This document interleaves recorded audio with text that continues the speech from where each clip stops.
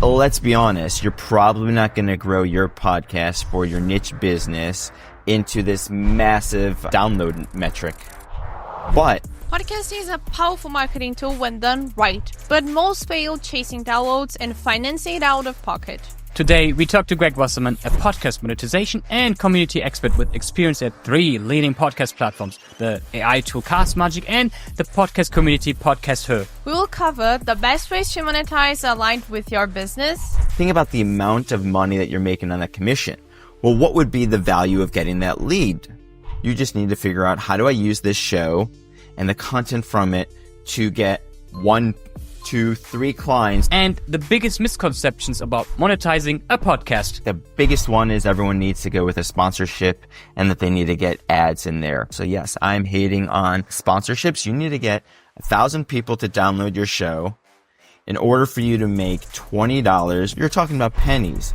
So if you're a business, you start treating your podcast as a business, then... Can a small podcast get monetized? Yes. How? Every podcast could be getting monetized. Most podcasters aren't even thinking about the basics.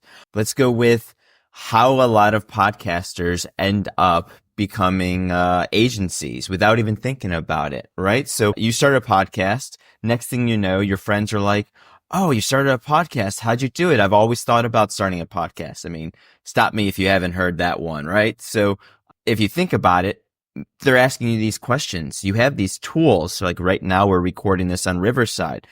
If you don't have a sponsor, if you don't have ads or anything that you're promoting, at the bare minimum, you have all the tools that you're using to produce your show. Not only from hey, here's the tool I'm using, like a Riverside, here's who I'm hosting with from a host platform, but also like, If you're a female, it's like, this is the makeup I use to put on so that, I look good on camera. Like, you've got all these different components that make your show what your show is. These are all pieces that you're able to use to help you monetize from the beginning. It doesn't even matter how big your audience is. The key thing is you're thinking long term. Most podcasters, I always forget the stats, but most podcasters, right, they stop after 3 episodes. If you can make it consistently past like 10 episodes, you've already made it more than what most people have done. So if you're thinking long term, 52 episodes a year, right? So every week, if you're able to publish a new one, all that content that you've got out there now has all these links, have all these conversations, but also now allows you to start thinking about, how do I actually get a sponsor? We'll talk about the sponsorships, which is what I hate, but like most people are thinking about, how do I get a sponsor for their podcast, right? Well, if I don't have a sponsor, I am my own sponsor. This show is brought to you by X. This show is brought to you by Riverside. This show is brought to you by whoever it is you want to. And now you can start showing people, what would it sound like if you were to get a sponsor? How would you read and integrate that in?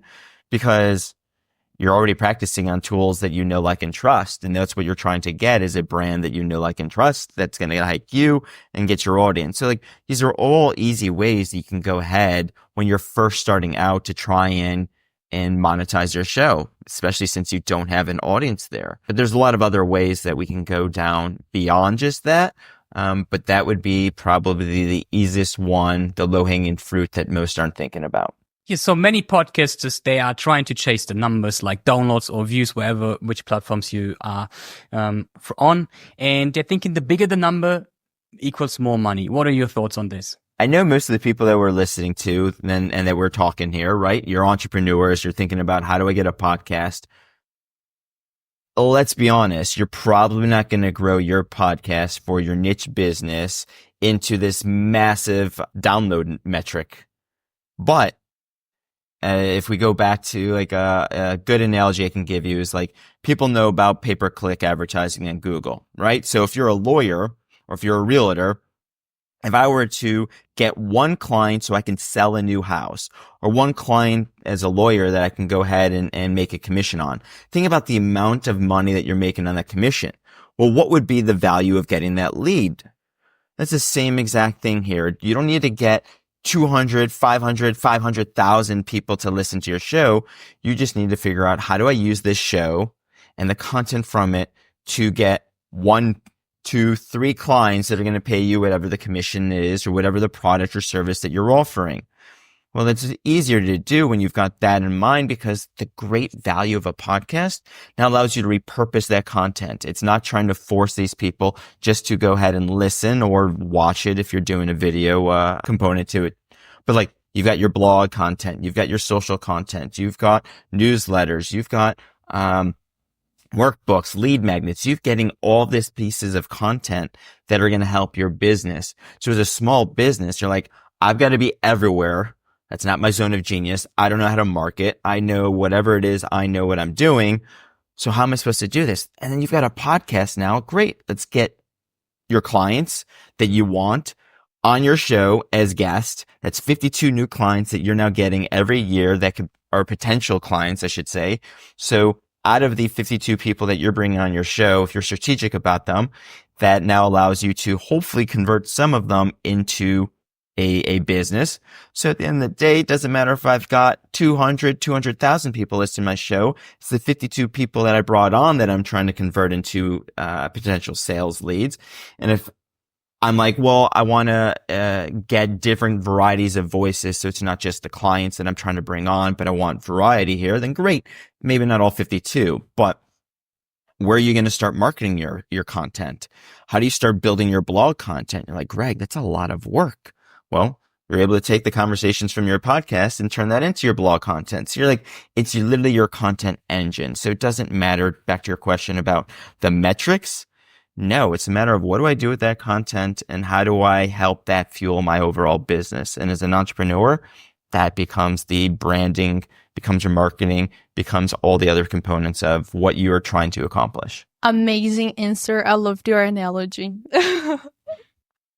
Greg, and what are some other common misconceptions that people have about podcasting, mainly about the monetization? The biggest one is everyone needs to go with a sponsorship and that they need to get ads in there, but they don't understand what the cost. So most people, it's not their zone of genius. Once again, what is a CPM, the industry standard of cost per thousand? So back to your question, David, about like, I need to get a lot of downloads. It's like, all right, you need a lot of downloads when your mindset is around monetization, around ads.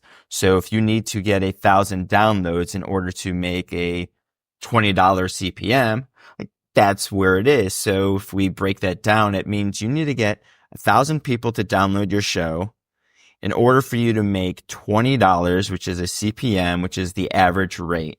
And even then, you're probably not making that $20 because some of that money is going towards the platform you're using. So like you're talking about pennies. So that's why everyone's thinking about like, I need to get thousands of downloads in order to make any money on the show. No.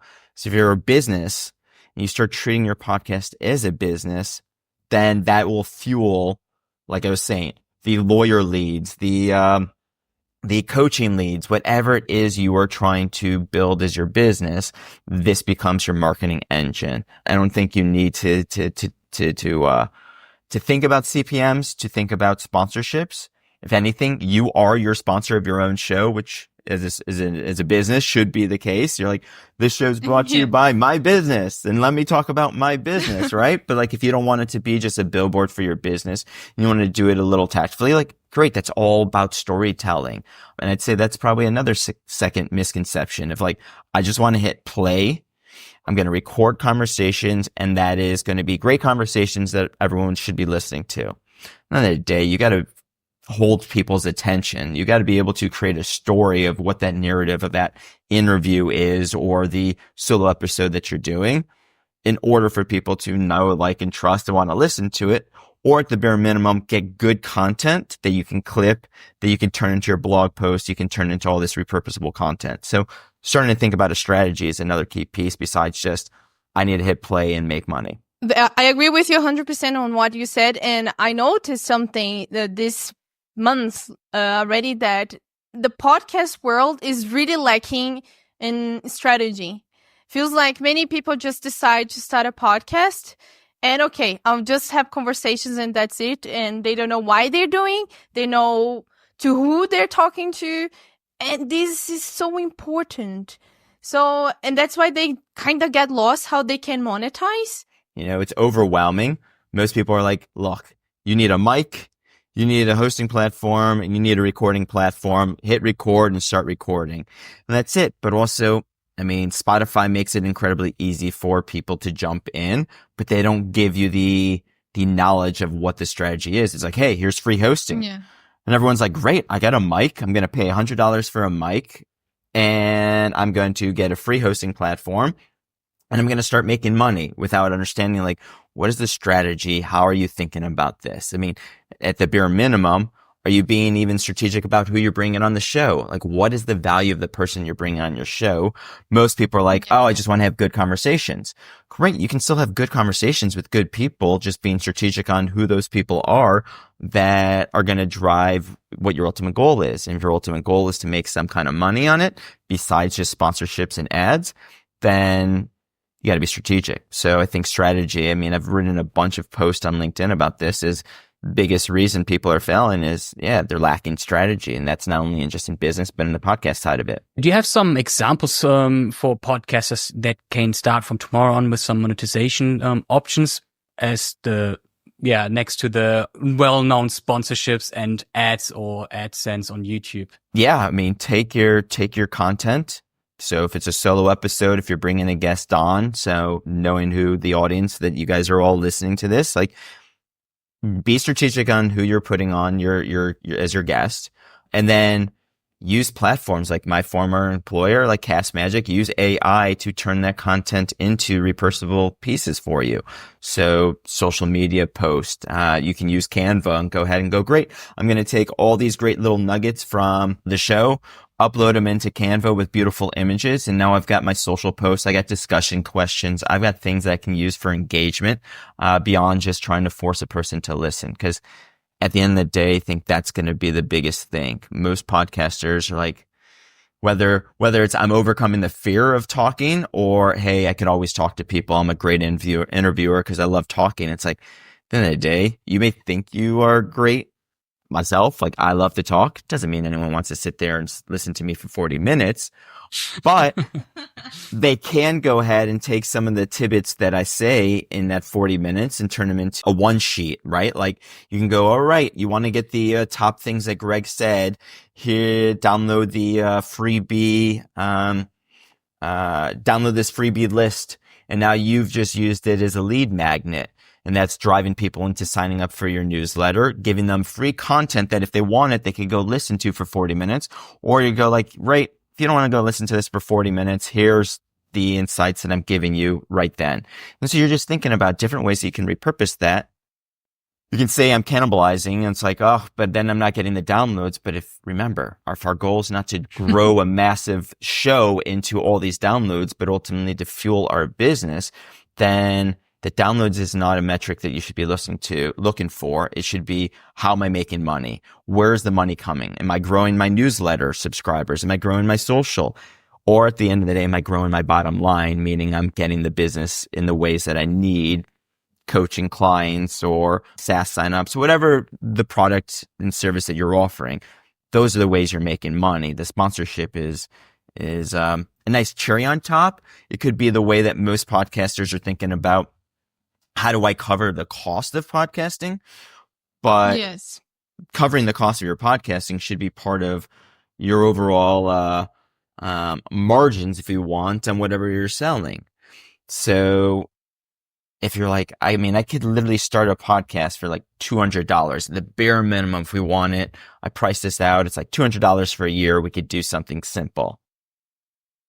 But now, do I need to grow a massive audience for that $200? Like, I mean, $200 is like a grocery bill for most people in some regards, right? So it's like, are you truly treating your business as a business? Or are you thinking of podcasting as like, how do I make money on podcasting by just looking at it as sponsorships? And that's the wrong way to look at it. yeah, that's true. And many podcasters actually, they still just like taking the money out of the pocket, but not getting anything in return. Here in Brazil, we see this quite a lot. Many people still just like spending the money, but not getting any return back from the podcast. It's a huge problem. I think it's 60%. 57% still just taking the money out of the pocket.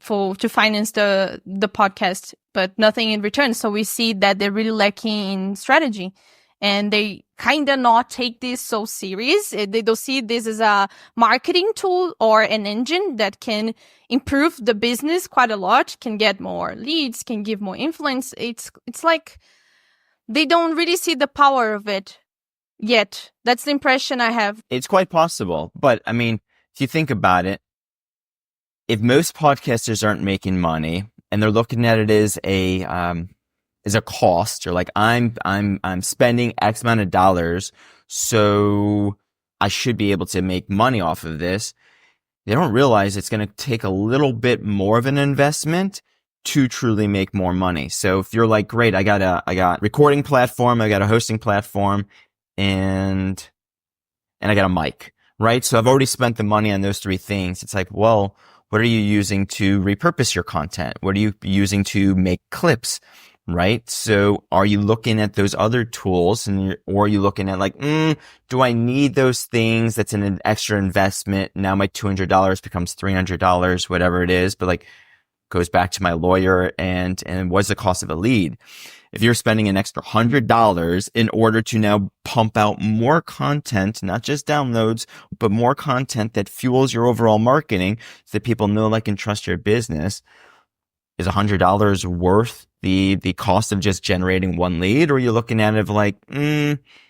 And like, that's usually the case. Like, no one's thinking about that in that regards. Yeah, that is true. I agree with you. It's a cost. They're like, I'm already tight on money, or I'm a solopreneur. How do I invest an extra couple $100? But like, if you set your systems in place, if you set a system in general up, when you start, it'll take more time.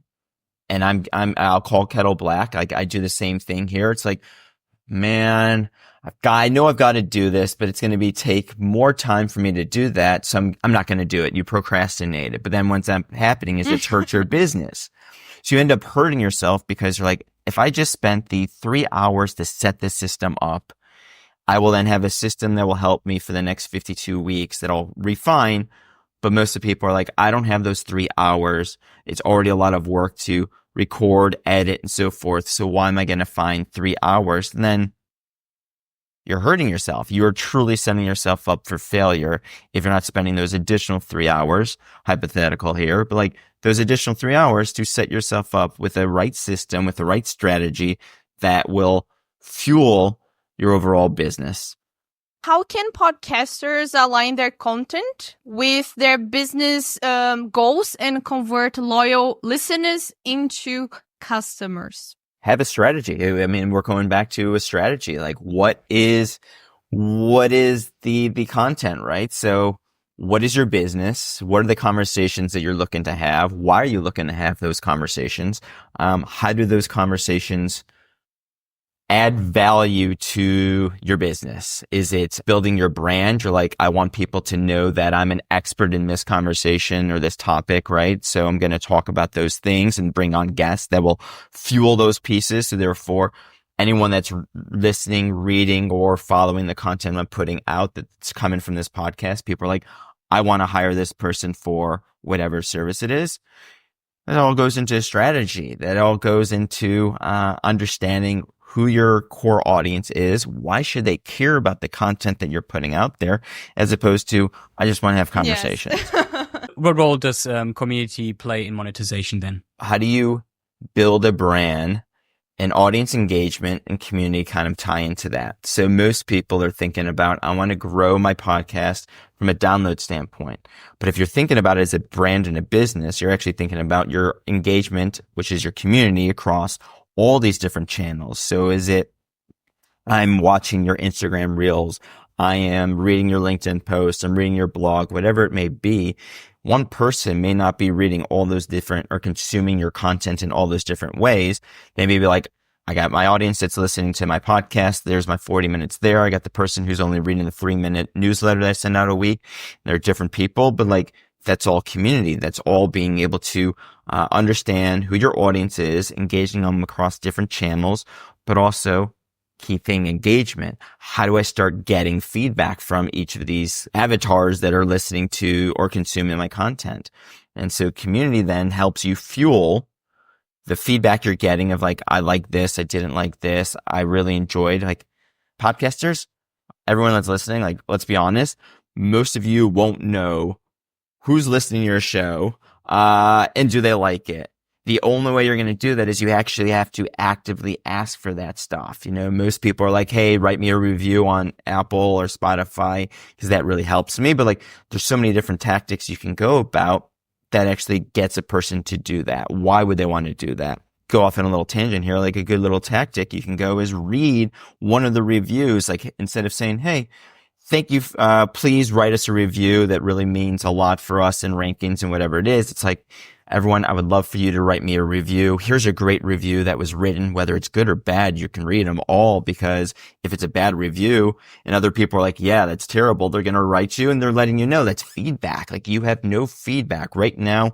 You know, the three of us are literally having this conversation. When this gets put out there, none of us are getting feedback like who listened to this unless we can find a way that they can give us that feedback. Send me a post on LinkedIn. Let me know you listened to this show, the 80/20, right? Like whatever it may be. So community becomes a big piece because that's giving you your customers. It's giving you your feedback. It's helping you refine what you're talking about, but also the content you're putting out there. Do people like the lead magnets? Do people like your business? Do people know, like, and trust you? So that becomes all community building.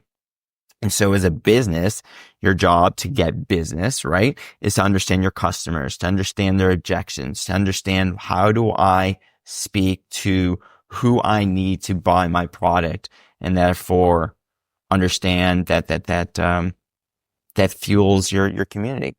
Yeah, we were hating on the sponsorships already. The next question would be about sponsorships. Greg is not a big fan of sponsorships. Look, if I mean, here's your sound clip, right? Like your core audience, everyone that's listening to this, core component is you are a business, you're an entrepreneur, you have a business, and you're trying to think of how do I use podcasting to help my business. If you can tell me that sponsorships by some other product is going to help you make money with your business, by all means, great. But I'm pretty sure a sponsorship by some other business is not going to help your business. It is just going to help you make some additional money that covers your costs. But the core of what you should be thinking about, the strategy you should be employing for yourself, is how does the conversations in this podcast ultimately fuel my business? Sponsorships are nice gravy for your business. Is it nice to have as you move on? It will allow you then to maybe actually think, if we think about guest as a engine for making money, you can think about sponsors. And it's like, I want to partner with these brands, and that fuels my business. It's like, great, I would love to have X company sponsor my show because that's going to help us maybe create a partnership that is going to help my customers and help their customers, right? So you're thinking strategically of like, why would I have this? But as I said earlier, you can fake it. You can say this show is sponsored by X, and then go to X and go, hey, here's a nice read that I did for you guys. I would love, like, once again, it's a great little calling card. So there's ways that you can help your business without having those sponsors. So yes, I'm hating on sponsorships, knowing very well that who we're talking to, everyone that's listening right now, like, you're a business and you're trying to make money for your business. And that's the way to do it. Yes, we see through this perspective as well. Let's talk about lead generation and analytics right now. So what's the best way to use email lists and lead magnets alongside a podcast for revenue? If you think about it, your core is you own your email list, right? Like that is one thing that you as a business are able to do. You can nurture that. You probably as a business are looking into the analytics of what is my open rate? What is my click-through rate? What are people engaging with? Am I getting unsubscribes? Because once you've got that person on your email and they unsubscribe, you've lost them. And what's the cost of losing a person on your email, right? Those are all components that help your business. That's all components of your marketing. But at the end of the day, you own that. no one can take that email list away from you. That is something you own versus, I'm growing an audience on my podcast. I'm growing an audience on social media. You don't own those users. Those are all part of Meta or X or whatever platform you are in a sense building a community on. And we've seen this time and time again. I've been in businesses that have been affected by this, that they changed their algorithm. And all of a sudden you went from like, I've got 100,000 followers, but the cost to reach and engage with those 100,000 followers is actually a cost, as opposed to thinking just a post is going to get my 100,000 followers and get my message in front of them. So email, though, that is. You can nurture that. You can choose what is the right way you want to communicate with them and test those things out. That's basically all you got to do is continue to test, A/B test, make some changes. But to the heart of your question, email is a great monetization, the lead magnet. How do I bring people into it? How do I grow? And that's another thing to think about. You're in two different seasons. If you think about it from a seasonality standpoint, growth or monetization. If your energy is all in monetization, because like I need to monetize my business right now with the audience, then great.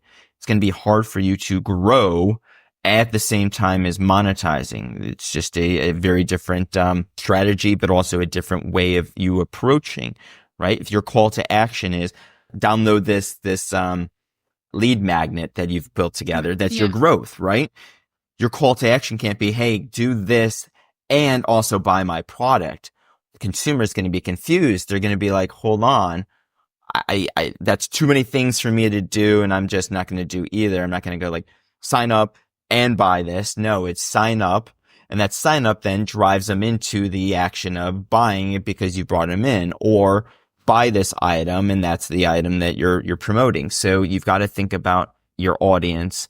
And as a business, how are you doing this? You always want to be closing as Glenn Ross, right? ABC, always be closing, but also be thinking about, growth and monetization. As much as your business wants to always try and get new business, the joys of your podcast is playing the long term. And the long term is you're putting 52 weeks of content out there that fuels your content strategy. It's not just about listen to this episode, but you're seeding stuff from episode 5 when it's episode 30 because you've got that content and it's relevant. And because most likely a person who's turning into episode 30 missed their beginning episode. So it's okay for you to repurpose that content. So always be thinking about, just because you've already said this once in episode 5 doesn't mean you can't say it again and just repurpose that in a different way around the same time you're releasing episode 30. So like all these components go into your lead magnets, to your email marketing, and core of it, how do you make money? Yeah, that is so true.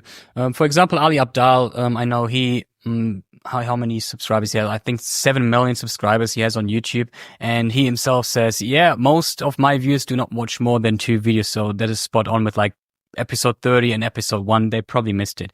So based on your experience, you work with all levels of podcasters. What are some of the biggest mistakes that you've seen podcasters do in general? Not having a strategy. I'll continue to harp on that, right? Not having a strategy. Strategy is everything. I think we can just look at that as an answer for life, right? Like we need clarity. Once you start having more clarity, the universe starts giving you what you're clear on. You're like, I don't know if what kind of partner I want, right? So the universe is just going to throw you a different kind of partners because like you don't know what you want, then and then at some point you're like, no, that's not what I want. That's not what I want. It's like, all right, you're getting an understanding of clarity. So the same thing from your business. What is the strategy that you are looking to have clarity on? What is your business and how do you implement this? If you're like, I just want to build my brand, why? Like, what is that? Like, I forget the philosophical way, like asking 5 whys. And then finally by getting the 5 whys, you finally understand like, why are they doing this? You ask a person like once, you're like, because I'm just good at conversations. You ask them again, like why? And it's like, oh, and you finally get to the heart. That's what most aren't doing. Most aren't having the what is the underlying reason that I am doing this podcast and what does this actually entail? So strategy is the biggest mistake I would see that most fail. From, I guess, a larger standpoint, larger show, biggest mistake is like for B2B brands that are doing podcast, they're not leveraging the content as a full 360. So both sides are, the solopreneur and a small business aren't leveraging it completely, but because a larger company has multiple arms and multiple silos, the team that's probably come up with the podcast is not talking to the rest of their strategy. We need to implement this into our website. Well, that means I got to get the web designer, and then the web designer doesn't have the bandwidth to do that. So I'm just going to go ahead and do this podcast, but to get the buy-in from everyone internally to help me make this podcast really strong, we don't get that. So we end up moving forward because not everything's perfect, which is okay, but we aren't setting ourselves up for success in a lot of those cases as well. So what are your recommendations for structuring high ROI podcast? It goes back to strategy. Like, what is your business? What is it that you are trying to achieve? What is the product, solution, service you're offering? How do you make money on doing that? And then understanding, like, what is the purpose of your podcast fit into the ways you're going to make money? We've talked about guesting and how do you get strategic about the guests you bring on, whether they are potential clients that you want, existing clients that you're trying to share and mold these stories, or thought leaders that you're bringing on. Like, all these are components of, you've got to have a strategy of like, why am I bringing these people on? How does this content fuel what my overall business is going to do? And how do I make money in doing that? So that's what I would say from a high ROI. The other piece is, what are the services you are offering? And what other services can you offer that now a podcast is going to actually allow you to do? So if you aren't doing webinars, could you now become a hosting webinars that drive users into your place? And your webinar is actually your live podcast or a live stream of that content. Like, there's so many different ways that you can start thinking about leveraging your podcast to help you make money, have an ROI. So in general, what are some benefits of podcasting? Why have you believing in this space? You're now in it for 7 years. What are the biggest benefits for you? Look, everyone that's listening, if you haven't got an idea of like the passion of being able to take a podcast, have the most intimate conversations that you'll have. I mean, that's what's cool about this. Like, you could tell a person, hey, I would love to talk to you, and they're going to be standoffish. You can tell a person, I've got a podcast. Do you want to come on and talk about X topic? They may never know you, and they're probably going to be incredibly vulnerable and share their insights and so forth. And that's what makes it so cool. So now you can have, if you are a business and you're being strategic about the guests you bring on, you can have the questions of like, tell me about your business that you would want to ask them, but now in a podcast, they're going to share a lot of more intimate details with you without even knowing you, because that's just the nature of it. And I think that's so cool. That's why I love talking to podcasters, because most podcasters have a business, and I geek out on. I'm like, great, I get to learn about your business and our commonality of a joy of a podcast. And the conversations are pretty vulnerable and authentic. And I don't even have a podcast. So it just goes to show you, the person who has a podcast, they are accepting that vulnerability. You need to build brand of know, like, and trust. In order to know, like, and trust a person, you have to be vulnerable. You have to be authentic. And that's where podcasting kind of lends itself to have those components. So that's why I love it. And then from a business standpoint, once again, where else can I go ahead and have these great conversations, record them, put them out there, and repurpose them to help my business, to help my brand, to help all the components that I'm looking to do, and know that it's a long-term piece. So 3 years from now, this recording may be watched, reviewed, or read, or whatever, consumed by someone, and I'll get a message going like, I saw you on this podcast. Would love to talk to you about X. That's a great thing. It's like, once it's out there, the content's out there. It took you 40 minutes to record it, hour to record it, whatever it is. adding so forth, but that content's now searchable, consumable, and you don't know where it's going to go, which goes to my life motto. Life is about time and relationships. You have no clue where one conversation is going to take you. That's what podcasting is. I don't know where this conversation is going to take me. I don't know who's listening. I don't know who's going to be touched by my words. I don't know who's going to go, Greg, you're blowing smoke. Like, who knows? None of us know. And that's the great thing is you hit record, you have a strategy around it, and that's going to help you build your brand, build your know, like, and trust, and hopefully make money when you're strategic on how you want to make money. Yeah, I believe the same. I think it's a win-win. For example, I love Daniel Priestley, the entrepreneur, who's living in UK, Australian. He was with Stephen Bartlett on the Direct to CEO, and he said exactly the same thing. For the listeners, it's like now we can having these deep conversation, which has been like many years before behind closed doors, but now like me can watch it. And now I've become a big fan of Daniel Priestley, so that's the same thing. Okay, let's wrap it up. We have now 5 rapid questions for you personally, Greg. So what is your favorite book? I guess I would go with not favorite, but one that I think will help others. I'm a big fan of Brene Brown, self-help, and her whole work around vulnerability and shame. So I would say the Gifts of Imperfection is probably a great one that many of us should read. Especially since we live in a world where we're all trying to be perfect. We're all trying to have that Instagram life, that social life, right? But at the core of it, and that's what I love about podcasting, is the vulnerability, the human connection, and being true to who you are. So I'd say that would be a good book for anyone. Gonna write it down. I'm gonna read it. Definitely. And do you have any advice, like the greatest advice that you ever received? The advice that I've been leaning into is ask for help, right? So if we wrap this up in the regards of like strategy becomes a big thing. So not only for your podcast, but for your business, like it's okay to ask for help.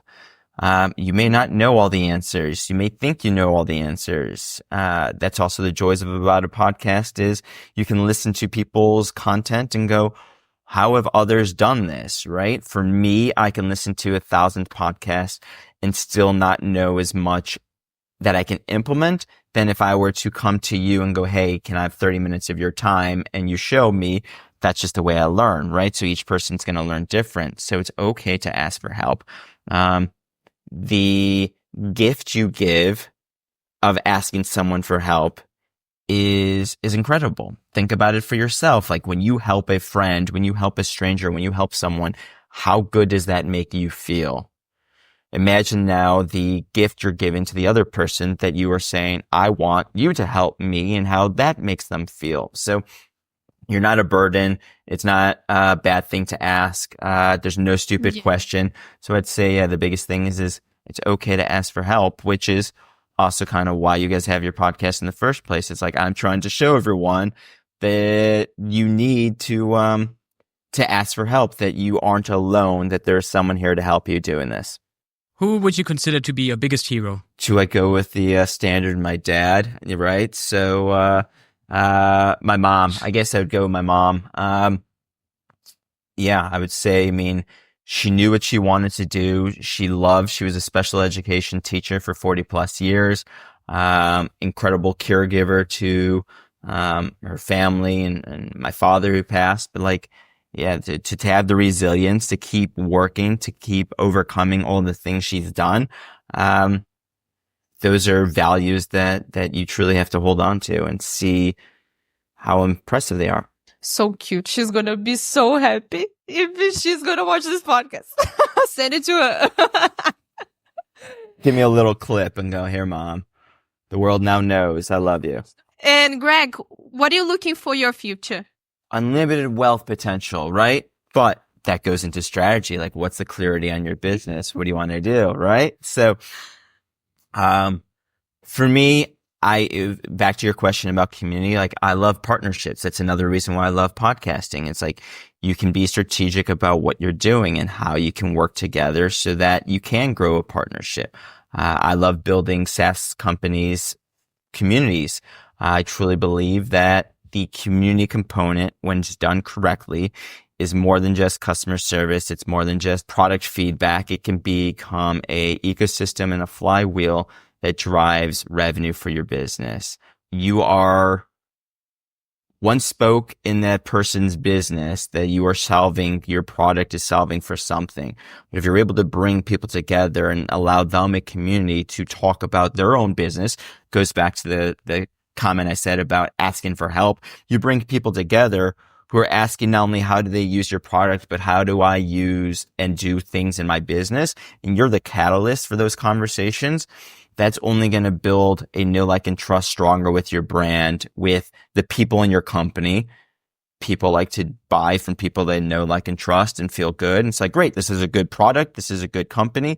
These are good employees. You guys are helpful. They're going to tell more people about it. And therefore your word of mouth, which we all know is the greatest way to, and free way to market, right? It's like, I love doing that for companies, helping them ultimately build out that revenue retention wheel. And then on the other side, it's helping podcasters, right? So how do I consult with podcasters and help them understand, hey, here's the strategy you need to do. You guys can do the production. I'll just do the strategy component. We're good. Yes. What's your favorite podcast, Greg?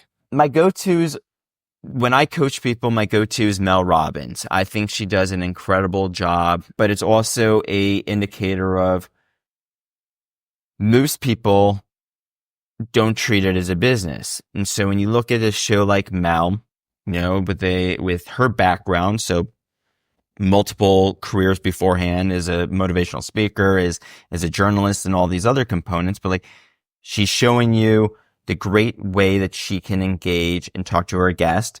She has a team behind her, so she's invested in her show. So she's putting investment not only in production, but the research side. So therefore it becomes a better show overall, as opposed to I'm just going to show up, hit record, have a unscripted, free flowing conversation and then hope that there's some good content out of it. So I think she does a great job on bringing in the right guests to fuel good conversations. Where can find people more about Greg, or where can they find help? But right now, LinkedIn's the best place to find me. That is, you can book time on my calendar. You can engage with me. You can read and see all the great content I put out there. But I would say LinkedIn, Greg Wasserman, you can't miss it because, well, if you're watching this, it's this face. If you're listening to this, it says life is about time and relationships. That's truly what I believe, and that's my headline. We talked about how to monetize your podcast, but which platform should you prioritize to reach a bigger audience? Is it Spotify or Apple Podcasts? We did a full breakdown which platform will bring you the biggest growth, and the result will shock you. Click here to watch because you don't want to bet on a dying platform.